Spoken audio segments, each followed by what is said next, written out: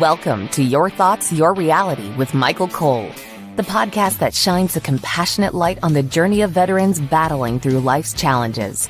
Michael is a dual elite certified neuroencoding specialist in coaching and keynote training presentations, dedicated to guiding military veterans as they navigate the intricate pathways of post-deployment life.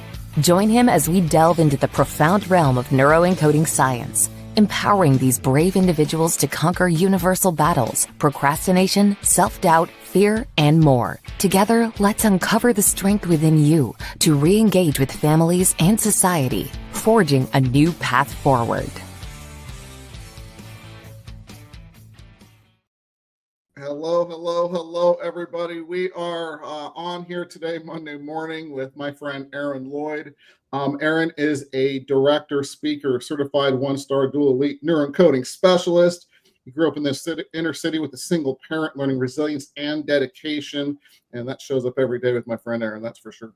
Passionate about personal transformation and mindset mastery, and he helps individuals break through mental barriers to achieve their goals. So I'm really happy to have Arron on here today. Arron, if you want to share just a little bit more about yourself. Absolutely. What's up, guys? My name is Arron, originally from Bridgeport, Connecticut, which is an inner city.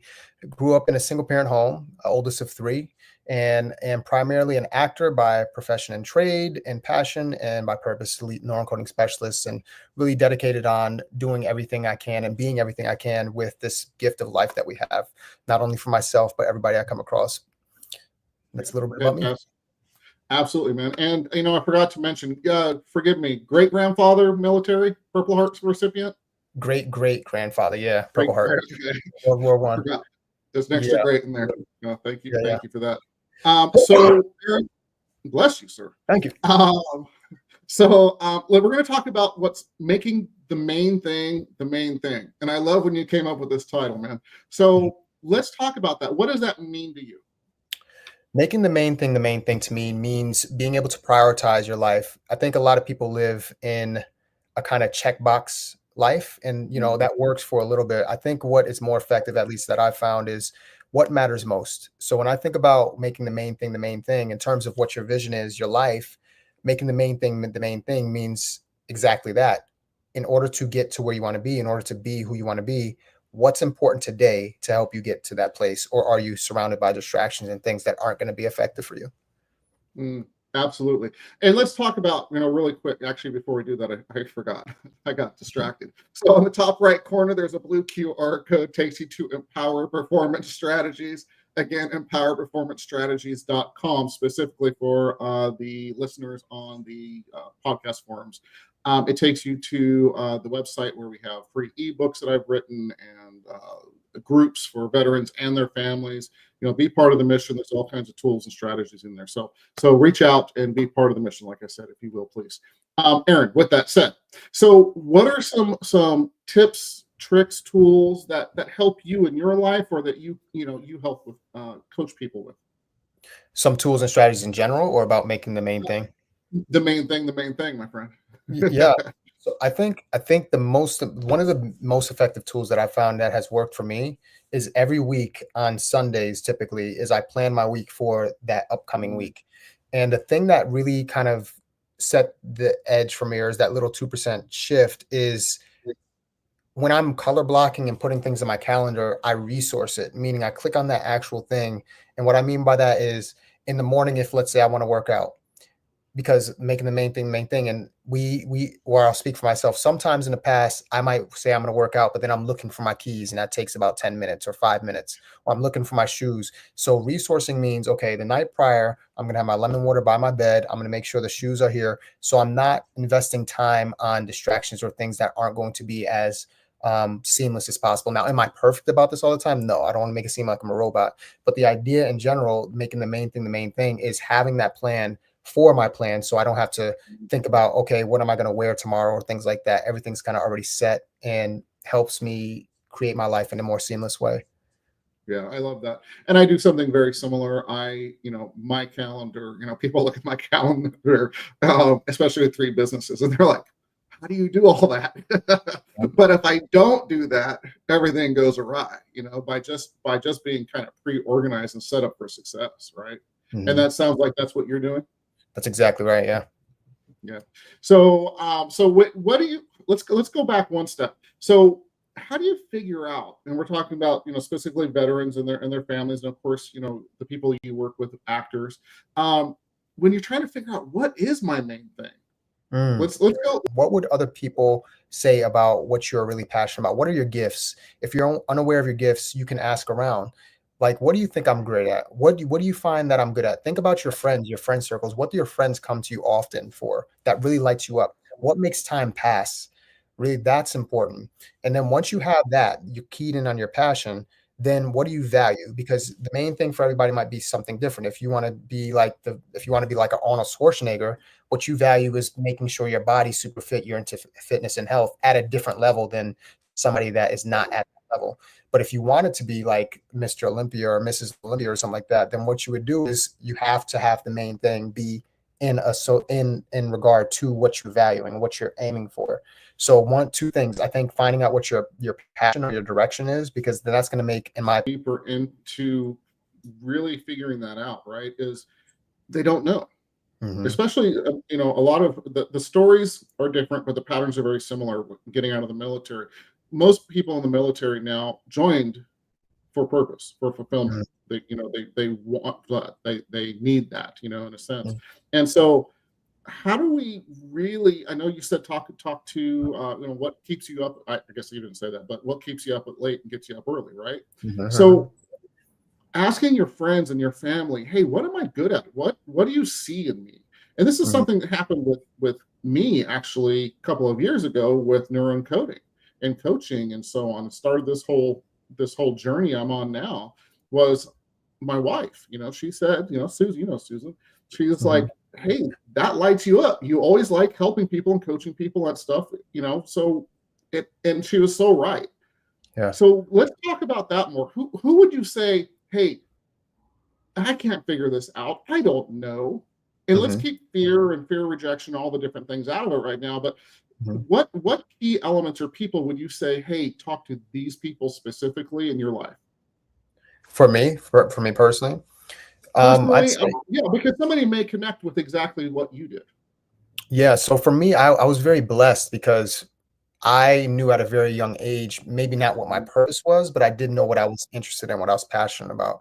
So for me, when I was in third grade, my teacher, Miss Patterson, I was a music teacher. So my grandmother, she used to really put me on to like the jazz people, Etta Fitzgerald and Louis Armstrong. So I had an interest in music and all these things and had a very old soul, right? So I wanted to be a musician originally. I would have visions of me being in New York playing the sax and stuff like that.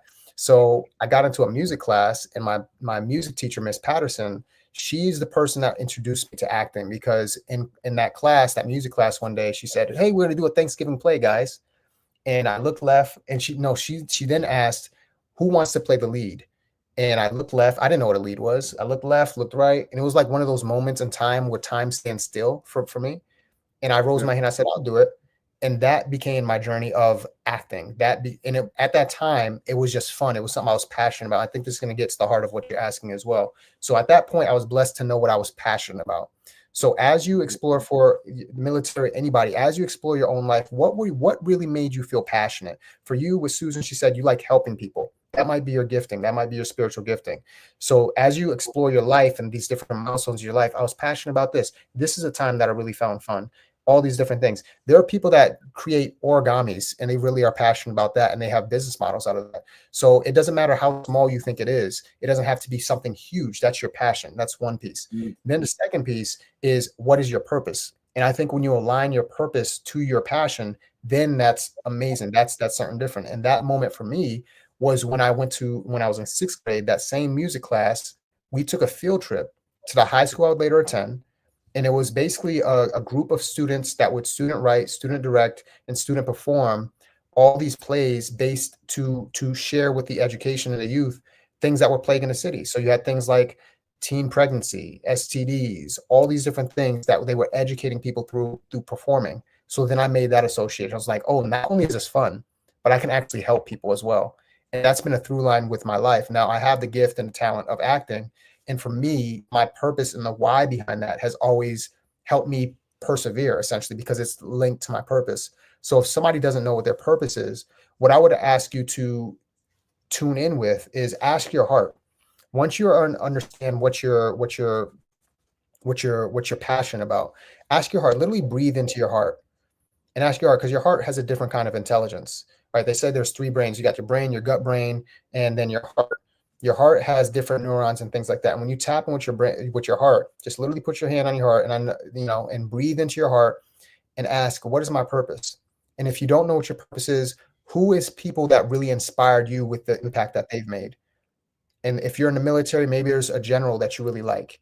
What does that general impact? Like if you're telling your grandchildren the impact of that general and what they did, what impact did they create? Was it leadership? Maybe your purpose is being a leader of people. And that might be your purpose. That gives you that spark. That gives you something to do. And you link that with your passion of helping people. Well, I want to be a leader of men. I'm going to lead men. I'm going to read every book on leadership. I'm going to do everything I can to lead myself and make the main thing from there. Yeah, absolutely love a lot of that. And I know the story with the music teacher and things. And I think if you look back in life, most people have those stories where somebody impacted them in that sense, right? Mm-hmm. That creates that passion and that drive because they see something in you, and everybody wants to be seen. And of course, when you couple that with just something that interests you, it blows it up. Is what I've seen. Yeah. So I'm super happy about that teacher because you wouldn't be here right now. Yeah. Shout out to love it. Amen, man. Amen. You need to get Miss Patterson on here with you. We do. Yeah. Let me hit her up. Come on this podcast. We'll wait. Go ahead, call her. All jokes aside. So, I think it's really, it's inspiring, first of all. You at a young age knew. There's people at 70 years old that still don't know, right? Yeah. And I wonder, is it distractions? And I want to get into this. Is it distractions, or is it people just not taking the time to breathe into your heart and feel your heart? What do you think? I think it can be a combination of those. And I would add allowing other people to dictate to you what your purpose is. If somebody had like I think you should be an engineer, or I think you should be this, and it could be parents or friends or whatever it is, and they do that because they think that's what they're supposed to do. I think that can be a distraction, what you just brought up. So that could be in the distraction piece. And also for somebody that didn't want to be distracted, I think what causes that is really not tuning in with I think 2 things. I think finding a bigger purpose for life or a bigger reason for being here can always equip you with your purpose. I find, and I don't know if it's true for everybody, I find that if you're living only for yourself, you're probably not going to be tapped into your purpose as much. I think any purpose and any of the people, all the great leaders and all these people that we really look up to, they've all shined bright for others in some way, right? Now, there's obviously people that are other-centric and people that are more the self-centric, and that's okay. That's different models of world and stuff like that. If the question is your purpose, if you are more me-focused, then maybe your purpose is being the best you that you can be. And that can be the main thing that you make the main thing. And you have to understand, this comes back to your values and your beliefs and things like that. So if you really value that, then make sure you're not distracted by what somebody says you can and cannot do. If you want to be the best version of you, if you want to be whatever it is, then just assess. And I also would add that anything that you wanted to create, unless something like groundbreaking, has already been done by somebody or already been overcome. So seek out those people, seek out those books, those things that can help you elevate your life and get to the results that you want to get to. Yeah, absolutely love that. And, I think like you nailed it, right? It's the people that stand out in the world are the people that are really serving other people. Mm-hmm. They're not focused on them buying themselves a car. They're not, the multi-million-dollar house, whatever the case may be. You can have all those and serve people too. Just FYI. Absolutely, yes. Let's keep that real. So, but when you're serving other people, that fulfillment, that the joy that you bring into your life, And when you do that, I'm going to add to this is it takes away all of the, not all of it. Let me not say that. It takes away a lot of the spinning sideways and the spin cycle in your own head when you're focused on serving other people and not focused on yourself. I agree. Yeah. Tell me if you will, a time, and we're going to get again more into distractions. We're about halfway through the show. So tell me a time that was true for you. That you just because you're serving somebody else, like nothing else, that your little problems, your little, like, my lighting's not working right. It's like, okay, whatever, but give me something that was profound, if you will, if you can think of something for you. Distractions. So I the immediate thought, first thought, best thought is when I was sleeping on the floor in the Bronx and things like that, I tended to, even though on a soul level, I had a pull for something more, I would often wallow in my own problems. So that became my distraction, because instead of focusing on the possibilities of what was possible, I would sometimes wallow in what was my present reality. And that's just real. That those moments, those dark nights of the soul, that how am I going to get past these things, that really was impacting me. And then also more on a practical level, we live in a distraction economy. So I've definitely woken up and just scrolled on social media and stuff like that and just let that distract me. And then that's the start of your day. So then the way you start your day is, typically how it goes throughout the day. Another major distraction. So between social media and also, I want to just be real, like at some points, just straight up laziness, not wanting to get up and do the things that I needed to do in order to get to where I wanted to be. Because that's the difference between successful people and people that are not, is not that successful people like and enjoy doing the things that they have to do. It's that they're doing the things that nobody else wants to do to be able to have a better future that nobody else will have, that if they're not doing the things. So that, I think that can be a distraction of like, oh, I don't feel like doing it. And then also just like, love all people at a soul level. We're all God's creatures. If you're around people who are just making excuses and kind of just complaining all the time, that can rub off. I don't know the speaker's name. I want to give this person credit, but I was watching something the other day and they mentioned that, I don't know the exact statistics. They said, if you want to be a high achiever, literally by you just being around high achievers, it increases your potential by 20% of having those kinds of things, because you're around other high achievers. But for other people that are not like that complain and stuff like that, it rubs off 30%. So negativity has a much more impact on us than high achievers, however you define that. So those can also be a distraction, right? So yeah, I love that you say that, because you are the, what is it, 7 people that you're around. I've heard 5, 6, 7. I mean, people say different things, but you are the average of the, I'm going to say 7 people that you surround yourself with, right? that's right. And I'm always going to say, I don't want to be the smartest guy in the room. I want other people to be there to raise me up to be better, And when you have the people in the room and they're negative and they're complaining and they're in victim mode and it's this person's fault and that person's fault, and they'll take responsibility for any things that they're doing, like, laying in bed all day, Yes. eating Funyuns or whatever, and watching Game of Thrones for the 4th time. Yeah. It's really, you got to think about those distractions. Are you the distraction? And you know what? We all, at some point, there's a difference between laziness and self-care. Yes. That's yes. So will you talk about that a little bit? Because I know it's a fine line, and it's what definition we give it for ourselves, right? That's true. Everybody has different.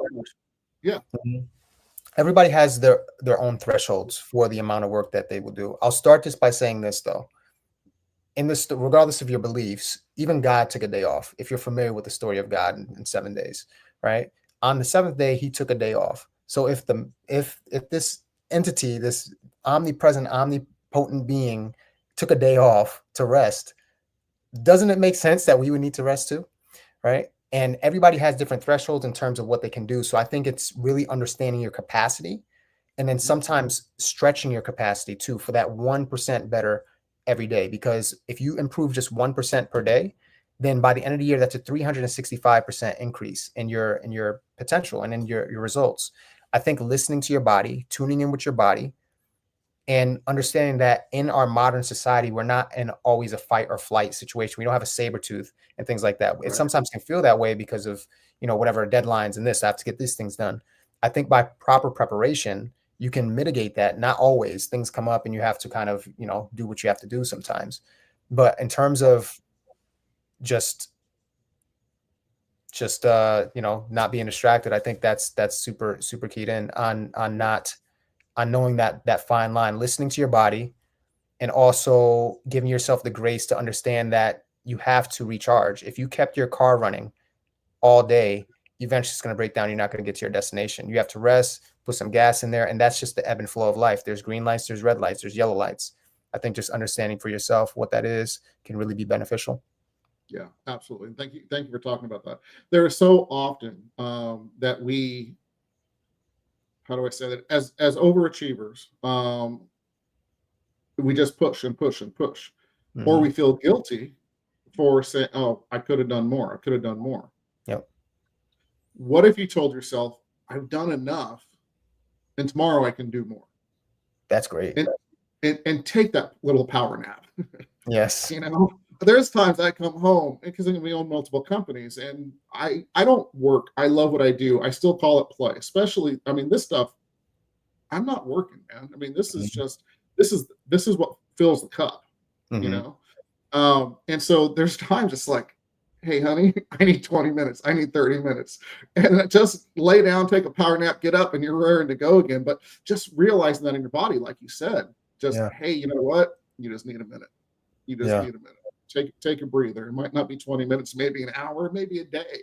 Yes. You need to recharge your Delco, if you will, and fill that cup so that you can do more, because you're going to be depleted and you're not going to be the best and come out the best for people that need you. Yeah. You agree with that? So give me some things Arron Lloyd does to refill his cup.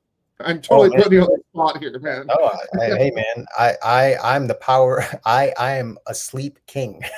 I like a good nap. I definitely like a good nap at the appropriate times. There's also something called the Pomodoro. I think it's Pomodoro. So you work for like 30 minutes, but then take 10 minutes to relax and do nothing, and then another 30 minutes. Also for myself, I like to give myself a day of just like grace of just relaxing. And the way I kind of give myself the grace of relaxing is exactly what Joseph teaches us. You've done enough. Like, praise yourself for the small successes. And I just have faith that the bigger things are going to be there. And I don't have to work to prove myself to do that. Just lay in the gifts that God has given you and keep on moving forward. And then practically also some self-care of like getting your sleep in, getting your workout in, your fitness in, making sure I meditate, I pray, do all those different things. Those are all forms of self-care for me. Even my birthday just passed, and I said, yo, I'm gonna go get a pedicure because my heels were looking a little chapped. I'm saying? They were scratching the bed sheets a little bit. I had to take care of that. So I went and got a nice little pedicure. So those kinds of things matter too. I love you say that, brother. I gotta tell you something. Every once in a while, like that happens, and I'm like, oh, it's time. What's up with that?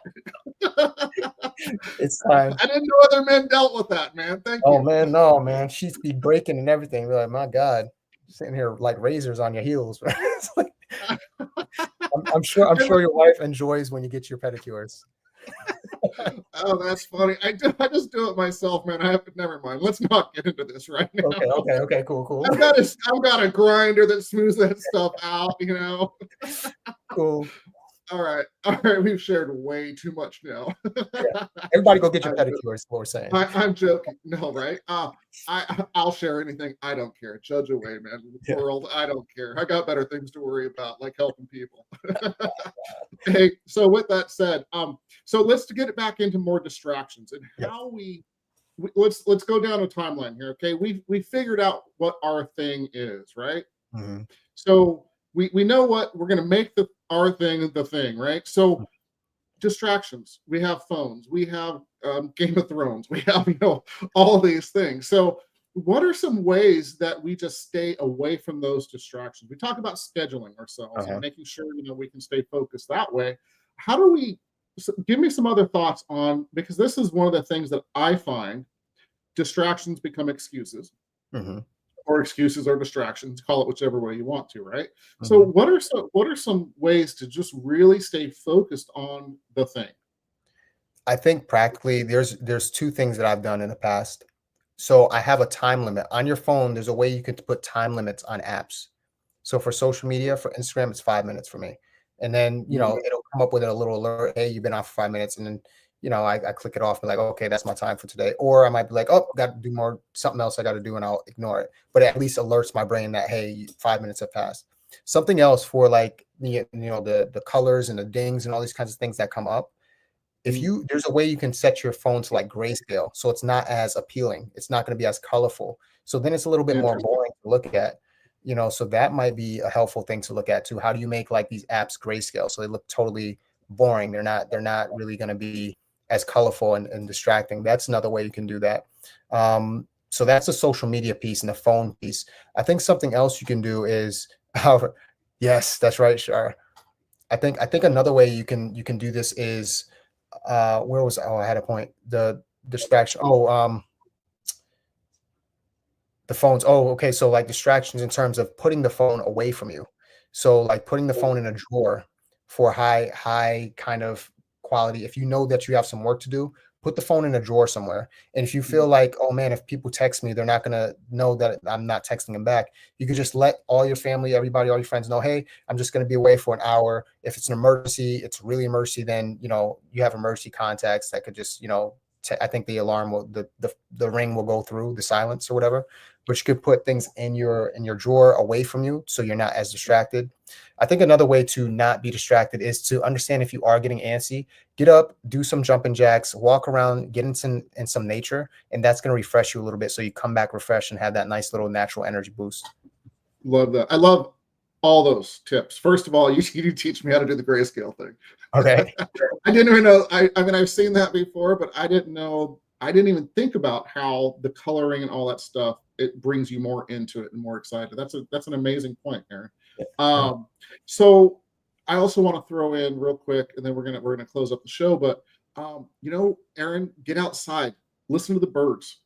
Yes. Listen, I do this thing, and I live on acres of property and so forth in a very rural area, and blessed to do that. But sometimes you just go outside, you turn your phone off, you take your shoes off, you walk through the grass or whatever the case may be, and there's some amazing physical properties that happen with that.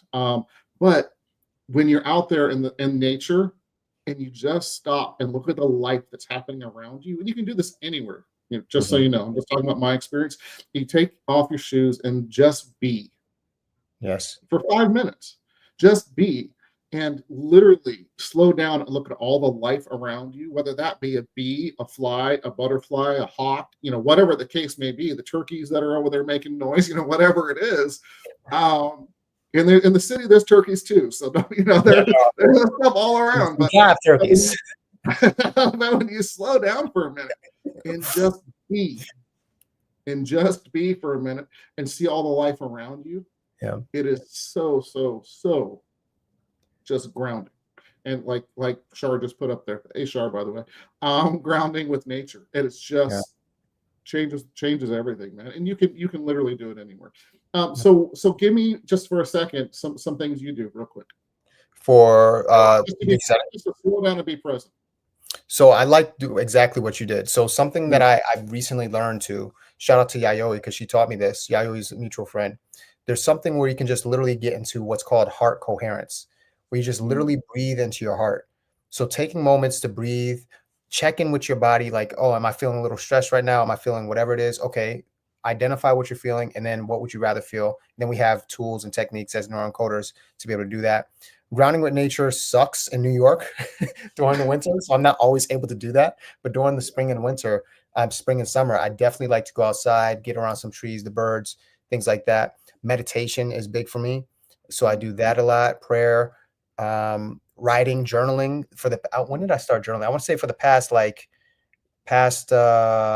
maybe year, I've been journaling, and that's really been grounding for me as well. So just journaling and doing those kinds of things. Yeah, I love journaling, and then when you look back, on your thoughts and where you were and stuff like that. Mhm. It's kind of twofold for me. I love that. Great tip there. So Arron, we are so over time now. Oh man. Great conversation though, man. I love organic conversation, my friend. So how do people reach you, my friend? People can reach me at aaronempowers.com. Tons of different services on there as well. So if you want to reach out, be happy to connect. Excellent. And then Arron, I know you do some things monthly and so on for groups to help actors and other people as well. So tell us just real quick a little bit about that. Yes, so I have a service called auditiontrackers.com. And for actors, what you can do with that is you get to track your auditions, because what you measure gets done. So you're able to do that. And what's empowering about this system is that each month, bi-weekly for active members, I give them 2 world-class trainings, either bringing in experts or coaching them to help them on their journeys in life and in their careers. So you get that included with your Audition Tracker subscription for just $12.99. Or if you want to just get the replays of some of these, it's just $9.99 or $27, depending on if you're inactive or active. Excellent. Very cool. So if we can, give us 3 tips to get veterans and their families further faster. 3 tips for veterans getting further faster. 1, tap into your purpose. Tap into your purpose. If you don't know your purpose, identify it. Get heart coherent. Get clear on what you want to do. If it's more self-centered, do you want to be a great leader? Do you want to be the example, epitome of grit? What is it that you want? Get tapped in with that. That's going to give your life purpose. It's going to give people around you purpose as well. And you can find ways to do that and have something to live for. The second piece is, I would say, make the main thing, which this has been about. And I know I don't have too much time to share this, but I'm going to share a quick story. There's 2 monks that were walking home from the marketplace to the temple. And as they're going to the temple, they had to cross a river. And along this river, they came across a bum. And this bum had sores all over their body, sores on their feet. And the bum said, please, gentlemen, I need some help. I need to go see my family. I need to cross this river. And the older monk, without even thinking, picked this guy up and brought him across and set him down. The bum was very happy, very, very grateful. As they got to the temple, the younger monk said, you're not supposed to do that. How dare you? You're not supposed to do that. We're not supposed to be seen with people like that.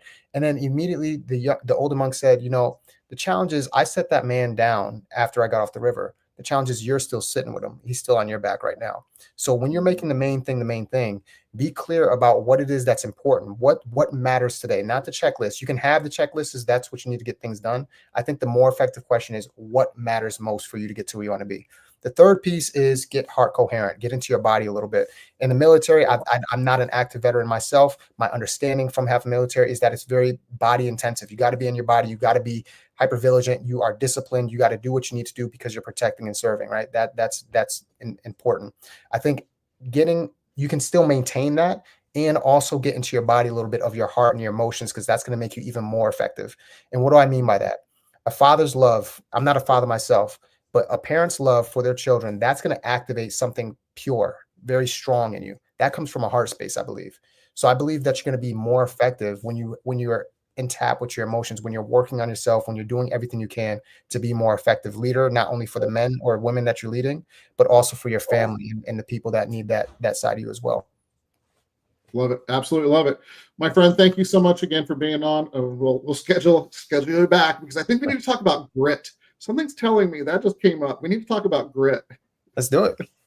Yeah, amen, man. So time, most precious resource we have as human beings. Arron, thank you again for coming on and sharing your wisdom, your brilliance, and your light. Always a pleasure to have you on, my friend. Thank you. Thank you, brother. All right, man. We're out. Peace.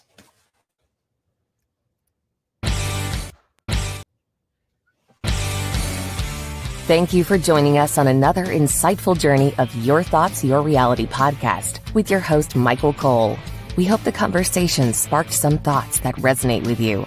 To dive deeper into empowering your thoughts and enhancing your reality, visit empowerperformancestrategies.com. Remember, your thoughts shape your reality, so make them count. Until next time, stay inspired and keep creating the reality you desire. Catch you on the next episode.